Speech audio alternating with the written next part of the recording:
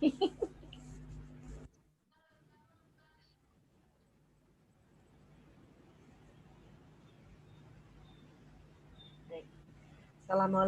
warahmatullahi wabarakatuh. Waalaikumsalam warahmatullahi wabarakatuh. Terima kasih kepada para ustadzah yang telah menghadiri pada Zoom meeting kita kali ini. Hari ini kita akan melakukan diskusi ya mengenai modul ajar pada pelatihan IHT yang sudah kita lakukan selama beberapa hari ini. Sebelumnya, marilah untuk memulai kita mengucapkan bismillah terlebih dahulu. Bismillahirrahmanirrahim. Baiklah, Ustadz Ustadzah, marilah kita berdoa agar pada saat kita melakukan kegiatan ini, kita akan diberikan kelancaran dan kemudahan. Be ready, motion to pray. Marilah kita melakukan doa, yaitu doa sebelum belajar dan doa agar diberi kemudahan. Berdoa, mulai. Bismillahirrahmanirrahim. Allahumma inna nas'aluka ilman nafi'a wa rizqan thayyiba wa amalan mutaqabbala. Rabbi shrah li sadri wa yassir li amri wahlul 'uqdatam min lisani yafqahu qawli. Alhamdulillah. Baik, sebelum kita memulainya, apakah ustadzah di sini sudah merasa siap atau membutuhkan ice breaking terlebih dahulu agar kita bisa refresh, karena sudah beberapa hari kita melakukan pelatihan dan tentu ada banyak ketegangan ataupun ya kejenuhan yang kita rasakan. Apakah nanti atau bagaimana? Bagaimana Ustazah Siska? Apakah sekarang atau bagaimana? Ya Ustazah, ya. Alhamdulillah, nggih. Saya ambil alih. Assalamualaikum warahmatullahi wabarakatuh. Waalaikumsalam warahmatullahi wabarakatuh, Ustazah Siska. Ini maaf, saya seperti anak SD kelas berapa. Lagi sebelum mulainya kegiatan hari ini, kita ice breaking dulu ya. Ada 2 ice breaking yang akan saya lakukan. Pertama, yang mudah dulu aja ya. Oke, monggo. Yang kedua di tengah aja Ustazah nanti. 1, 2, jari digabungkan jadilah jembatan. 2 jari kanan, 2 jari kiri, 4 jari digabungkan jadilah kamera. Wow. 3 jari kiri, 6 jari digabungkan jadilah menara.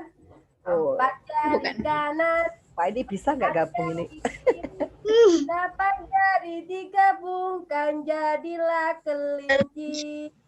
5 jari kanan, 5 jari kiri, 10 jari digabungkan jadilah tepuk tangan. Terima kasih. Terima kasih kepada Ustazah. Oke, baik. Ya, insyaallah. Jari kanan, 1 jari kiri, 3 jadi 1 jadilah digabungkan jembatan.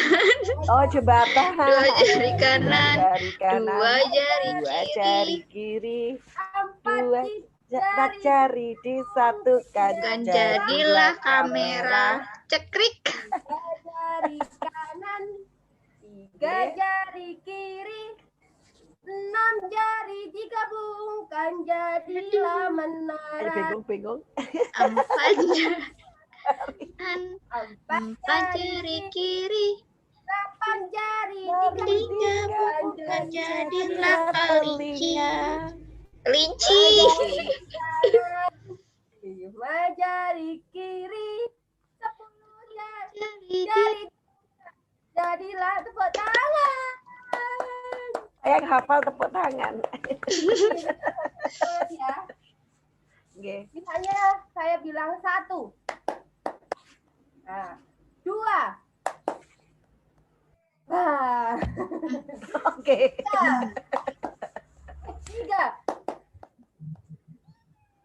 Ya. Oke. Oke, salam. Monggo. 1. Ya. Oke. 2. Wah. Wah. 3. Oke. Oke, saya Eric memberi Bell. ya. 1. Oke. 2. 3. Sama. Sekarang lebih cepat lagi. 1, 2, 3. Wah. Gimana? Oke, cukup sekian. Kerja semangat lagi. Alhamdulillah, sebaiknya cukup sekian dulu ya. Saya Terima kembalikan kasih. lagi kepada moderator, silakan. Terima kasih kepada Ustazah Siska, sangat menghibur ya. Saya merasa tadi itu surprise karena Ustazah Siska ternyata bisa mencairkan kebekuan. Semoga sehat selalu Ustazah Siska, kita bisa bersama-sama menyelesaikan pelatihan ini. Baik, Amin. Alhamdulillah kepada Ustazah Arida ya sebagai moderator pada sore hari ini. Saya persilahkan. Oke, terima kasih Ustazah atas kesempatannya. Saya awali dulu. Assalamualaikum warahmatullahi wabarakatuh. Waalaikumsalam warahmatullahi wabarakatuh. Ustazah Eva dan Ustazah Siska yang dirahmati Allah, sore ini kita akan sama-sama sharing ilmu ya, buka diskusi saja terkait materi salah satu materi IHT yaitu tentang modul ajar.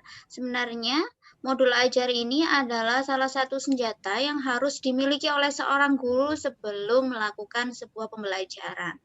Tapi memang sulit buatnya sebelumnya. Nah, makanya itu kita harus paham dulu apa sih sebenarnya modul ajar itu, komponen apa saja yang harus ada dalam sebuah modul ajar. Saya coba share screen dulu. Monggo Ustazah. Oke. Modul ajar yang akan kita bahas di sini. Sebentar. Nah, yang akan kita bahas di sini tentang konsep modul ajar dan komponen modul ajar, dan kita langsung saja membahas tentang contohnya. Kira-kira dari contoh itu apa sih yang tidak ada komponennya? Komponen apa saja yang tidak ada? Kita akan bahas dan kita akan diskusi di situ. Konsep modul ajar. Nah, modul ajar ini sebenarnya apa sih? Modul ajar ini merupakan sejumlah alat atau sarana, media, metode, petunjuk dan pedoman yang dirancang secara sistematis dan menarik oleh seorang pendidik sebelum dia melakukan sebuah pembelajaran. Supaya ketika kita masuk menghadapi anak-anak, sudah di depan anak-anak tidak bingung lagi, kita mau apa sih? Karena semuanya sudah terangkum dalam sebuah modul ajar. Mungkin bahasanya saja yang beda, karena di kurikulum sebelumnya sebenarnya kita juga sudah buat yang bernama RPP. Modul ajar ini hanya sebagai pelengkap dari RPP, karena mungkin komponennya lebih lengkap, jauh lebih lengkap, dan akan memudahkan guru kalau memang guru membuat modul ajar sebelum mengajar. Nah, modul ajar ini juga bentuk dari implementasi alur tujuan pembelajaran yang sudah kita buat mungkin di pertemuan sebelumnya. Nah, bentuknya dikembangkan dari capaian pembelajaran dengan profil pelajar Pancasila sebagai sasarannya. Kemudian modul ajar ini disusun oleh siapa? Dan disusun bagaimana? Modul ajar disusun sesuai dengan fase. Karena ngajarnya kelas 4, mungkin saya pribadi ngajarnya kelas 4, maka masuk fase B awal atau tahap perkembangan peserta didik. Nah, pertimbangan apa yang akan dipelajari dengan tujuan pembelajaran dan berbasis perkembangan jangka panjang. Karena memang modul ajar ini akan disusun dalam satu capaian pembelajaran. Untuk apa? Untuk memudahkan guru saat melakukan asesmen sumatif. Karena kalau hanya disusun dalam satu tujuan pembelajaran, maka akan sulit untuk menyusun soal asesmen sumatifnya. Karena asesmen sumatif itu kan asesmen yang dilakukan di akhir pembelajaran. Nah, berikut ini adalah komponen yang harus ada dalam modul ajar. Komponen apa saja? Yang pertama ada informasi umum, yang kedua komponen inti, dan yang ketiga adalah lampiran. Dalam informasi umum, ini modul harus memiliki identitas sekolah. Kemudian yang kedua, kompetensi awal yang dimiliki oleh siswa. Kemudian profil pelajar Pancasila, sarana dan prasarana, target peserta didik, serta model pembelajaran apa yang akan kita gunakan. Apakah model tatap muka, PJJ daring, PJJ luring, atau mungkin kita menggunakan blended learning, seperti yang sudah kita terapkan sebelumnya di SEALI kelas. Kemudian, dalam komponen inti, ini ada beberapa indikator juga. Yang pertama ada tujuan pembelajaran. Tujuan pembelajaran yang sudah kita rumuskan dari capaian pembelajaran, kemudian pemahaman bermakna. Jadi pemahaman bermakna ini pemahaman yang harus dikuasai oleh siswa sebelum kita lanjut ke materi yang akan kita bahas. Misalnya kita akan membahas tentang sumber energi, proses perubahan bentuk energi, maka siswa harus mengetahui dulu apa itu sumber energi. Kalau langsung mereka tidak akan paham, maka itu disebut pemahaman bermakna. Kemudian pertanyaan pemantik, persiapan pembelajaran, kegiatan pembelajaran, asesmen, pengayaan dan remedial, pengayaan untuk anak yang di atas KKM dan remedial untuk anak khusus di bawah KKM, kemudian refleksi peserta didik dan guru. Sedangkan di lampiran, kita bisa melampirkan LKPD, individu ataupun kelompok, kemudian bahan bacaan guru, materi-materi esensial yang dibutuhkan oleh guru ataupun peserta didik. Kemudian glosarium. Glosarium ini kalau menurut saya penting, karena pengalaman saya mengajar, misalnya anak-anak sekarang kan anak-anak kritis ya, tanya gitu, Ustazah, atmosfer itu apa? Kita paham atmosfer, tapi kita kadang itu sulit untuk mengartikan apa sih sebenarnya atmosfer itu gitu. Nah, ternyata glosarium itu setelah sebenarnya kan kita paham ya, Ustazah, paham gitu. Tapi gimana ya cara menjelaskan ke anak itu loh, Nak, yang menyelimuti bumi kan akhirnya gitu. Kemudian daftar pustaka sebagai rujukan kita, modulnya ngambil dari mana. Mungkin ini komponen modul ajar secara teori. Kemudian kita langsung saja, Ustazah, tentang mengamati modul ajar, contoh modul ajar. Mana ya? Nah, ini modul ajar, contoh modul ajar saja. Ini adalah identitas sekolah. Identitas sekolahnya di sini lengkap ya, lembaga pendidikan Al-Ikhlas, sampai nomor teleponnya juga lengkap, nomor posnya juga lengkap. Tapi di situ hanya jelaskan identitas sekolah, sebenarnya cukup identitas sekolah cukup. Nah, karena materi dalam modul ini adalah materi IPA, mana ya? Nah, di dalam IPA itu ada elemen tentang keterampilan sains. Maka di sini siklus belajarnya yang bisa kita lakukan yaitu bertanya dan menyelidiki. Kemudian yang kedua prosesnya adalah merancang dan mencipta. Yang ketiga bertindak dan mendata, berbagi dan refleksi. Mungkin 4 siklus belajar ini bisa kita ulang-ulang di setiap kegiatan. Bisa kita ulang-ulang di setiap kegiatan. Jadi ini pedomannya untuk materi ini. Kemudian langkah-langkah itu bisa dilakukan untuk juga pembelajaran selain IPAS nggih Ustazah? Selain IPAS mungkin ada elemennya sendiri ya Ustazah. Kalau memang dia masuk bisa untuk misalnya yang pertama ini bertanya dan menyelidiki. Itu kan tidak harus IPA ya. Seperti matematika itu sepertinya juga bisa bertanya dan atau materi bahasa Indonesia ya. IPS juga bisa IPS. Mencari literatur mungkin ya. Bisa. Tapi kalau untuk merancang dan bisa juga Ustazah kalau merancang dan menciptai bisa. Karena memang IPA dan IPS kan sudah melebur jadi mungkin siklusnya sama. Meskipun elemennya di situ elemennya sebenarnya berbeda ya. Ada elemen tentang keterampilan sains dan keterampilan sosial, nggak usah ada IPS. Iya Ustazah. Terima kasih. Oke, saya lanjut dulu. Ini gambaran umum unit. Nah, fase yang diambil dalam modul ajar ini adalah fase B4. Sebenarnya harusnya fase B akhir gitu nggih. Bukan fase B4 ya. Sebenarnya 4 ini kan enggak ya, mungkin untuk identitas kelas, tapi kita nggak boleh nyebut kelas. Sebenarnya kalau menurut saya harusnya B akhir gitu. Untuk alokasi waktu, saya melihat dari jumlah pertemuan, karena di sekolah itu dalam satu kali pertemuan itu 70 menit, 2 kali 2 JP, maka saya ambil maksimalnya saja, jumlah pertemuan 4-5. Ini perkiraan saja karena memang kita tidak tahu kondisi di lapangan. Nah, kondisi di lapangan kita tidak tahu, apalagi musim pandemi, maka saya ambil rata-rata yang terbesar 5. Pertemuan 5 dikali 70 jadi 350 menit. Nah, jumlah siswa sekitar 25 sampai 28. Fase capaiannya, domainnya, sumber energi, dan time-nya, waktunya, estimasinya antara September dan Oktober kita bisa menggunakan ini. Tujuan pembelajarannya di sini saya ambil dari capaian pembelajaran. Tujuan pembelajarannya ada 4. Yang pertama, peserta didik mampu mengidentifikasi sumber energi dengan benar. Yang kedua, mengklasifikasikan sumber energi berdasarkan jenisnya. Kemudian yang ketiga, mengidentifikasi lagi bentuk energi yang ada di bumi. Yang keempat, menjelaskan proses perubahan bentuk energi.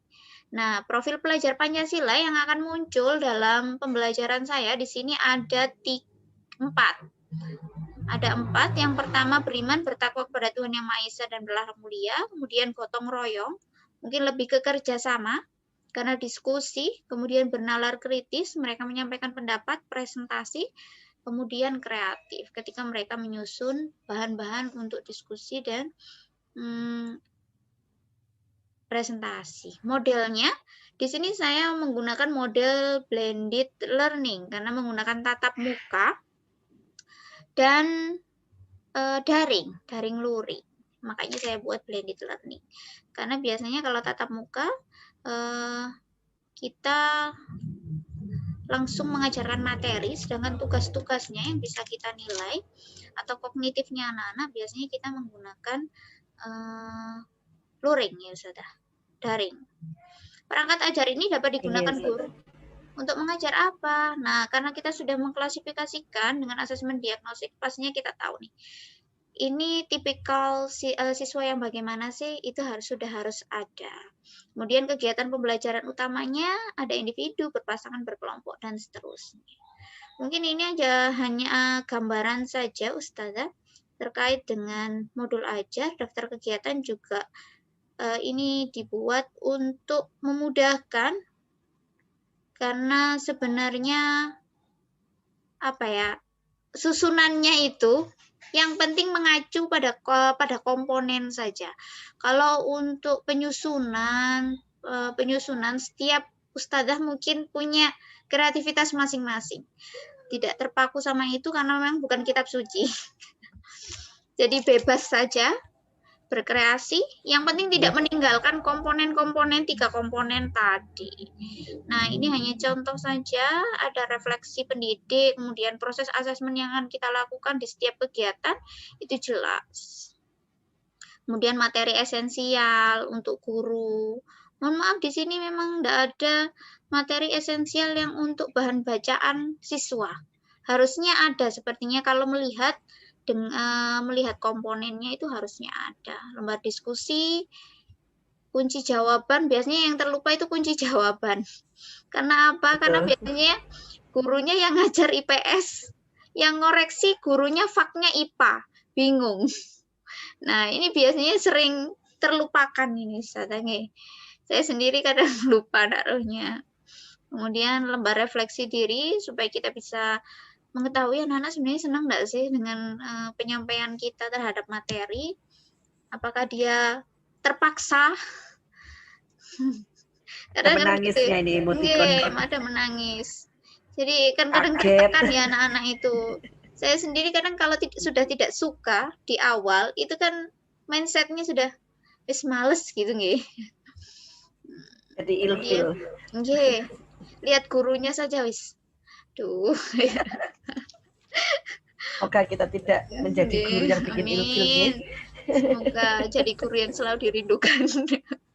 Nah, berikut ini adalah rubrik asesmen formatif. Kalau rubrik ini sebenarnya karena tidak ada acuan baku dari pusat dan buku juga belum ada, maka kita bisa merancang sendiri rubrik penilaian untuk siswa ke asesmen tadi. Yang penting intinya seperti tadi memudahkan saja. Kembali lagi yang penting kita Oke, silakan Ustazah Siska. Mau tanya. Tadi katanya Ustazah ya, di akhir pembelajaran ada asesmen formatif. Apa itu harus setiap pertemuan? Kalau setiap pertemuan, kalau menurut saya Pertanyaan kedua Ustazah. Oke. Pertanyaan kedua Ustazah. Dalam misalnya dalam elemen, misalnya saya kan pengampu matematika. Dalam elemen bilangan ada beberapa capaian pembelajaran. Kemudian satu capaian pembelajaran itu harus berapa tujuan pembelajaran yang harus kemudian setiap tujuan pembelajaran itu harus dijadikan satu pertemuan. Itu dulu Ustazah. Terima kasih. Sama-sama Ustazah Siska. Oke, langsung saya jawab saja ya. Yang pertama, asesmen sumatif itu idealnya dilakukan dalam satu kali capaian. Karena satu modul ini kan sebenarnya untuk satu capaian pembelajaran. Jadi kalau menurut saya dilakukan setelah untuk mengukur capaian itu. Anak-anak ini sebenarnya sudah mampu enggak? Sudah bisa dikatakan tercapai enggak? Gitu. Jadi kalau untuk satu kali kegiatan pertemuan atau satu kali pertemuan itu tidak.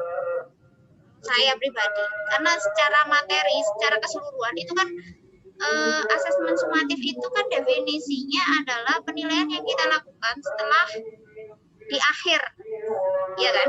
Di akhir saya pahamnya dalam satu kali capaian. Mungkin seperti itu, Ustazah Siska. Kemudian yang kedua, apa tadi yang kedua, Ustazah? Oh ya, 1 CP. Kalau 1 CP tergantung materinya. Kalau memang 1 CP itu hanya bisa satu tujuan, enggak apa-apa kalau menurut saya. 1 CP dengan satu tujuan, boleh saja kalau memang capaiannya sedikit.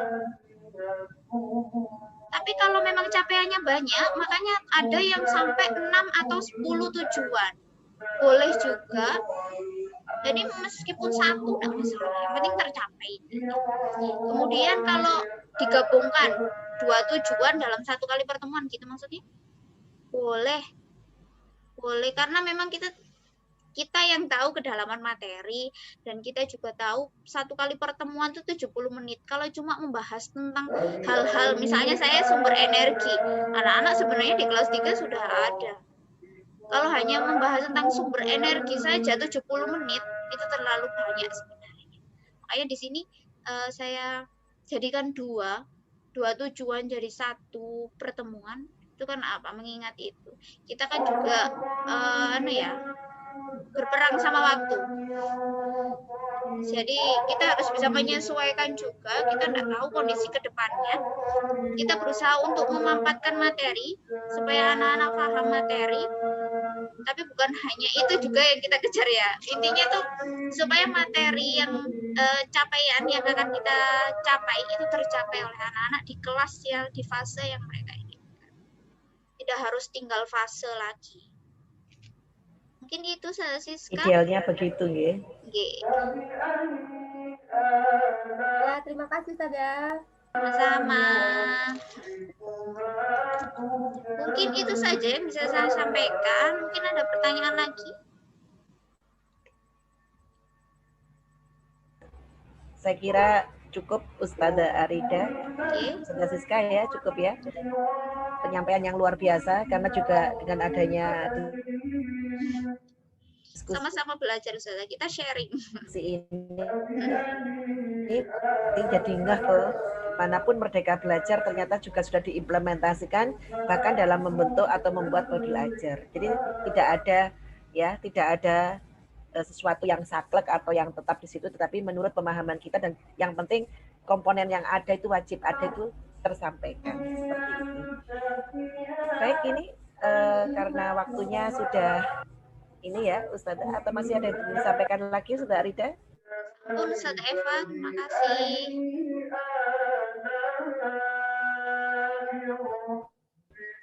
Semoga pertemuan kita ini bisa menambah khasanah kita dalam mengikuti pelatihan IHT, dan untuk kedepannya kita akan bisa membuat modul ajar sesuai dengan pemahaman ataupun sesuai dengan yang kita inginkan dan berpihak kepada anak-anak. Demikian. Baik, alhamdulillah, terima kasih. Untuk menutup diskusi kita pada sore hari ini, marilah kita melakukan doa penutup. Be ready, position to pray. Doa selesai belajar dan bubar majelis, mulai.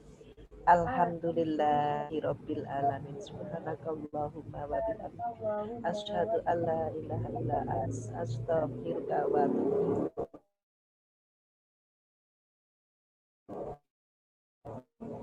Terima kasih. Saya tutup pada diskusi pada sore hari ini. Wassalamualaikum warahmatullahi wabarakatuh. Waalaikumsalam warahmatullahi wabarakatuh.